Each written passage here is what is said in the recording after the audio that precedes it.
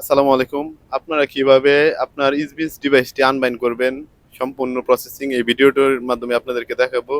চলুন আপনারা এই ভিডিও দেখে নিজেরা আনবাইন্ড করে নিতে পারবেন। প্রথমে আপনার ইসবিস অ্যাপসে যাবেন। অ্যাপসে এখানে কিউআর কোড আছে, এখান থেকে আপনারা স্ক্যান করে নেবেন। আর ক্যামেরাটি অবশ্যই আপনার অফলাইনে থাকতে হবে।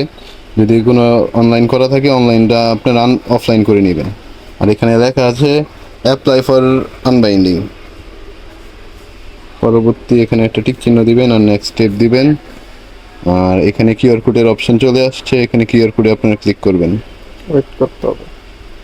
তারপর ক্যামেরার যে পিছনে কিউআর কোডটা আছে সেটা আরেকবার আপনারা স্ক্যান করবেন। যখন এখানে স্ক্যান করা কমপ্লিট হয়ে যাবে এখানে আপনারা সাবমিট দিবেন, কনফার্ম। আর এখানে একটু অপেক্ষা করবেন, সে খুব তাড়াতাড়ি আনবাইন্ড হয়ে যাবে। এখানে আপনার নিচে কাউন্টডাউন পার্সেন্ট যাচ্ছে, সেকেন্ড যাচ্ছে।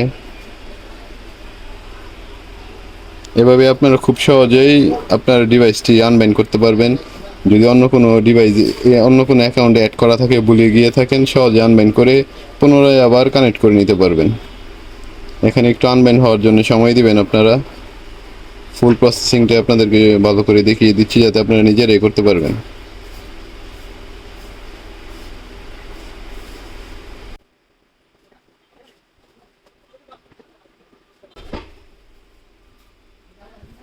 এখানে আনবাইন্ড সাকসেসফুল হয়ে গেছে, এখন রিঅ্যাড করতে বলছে।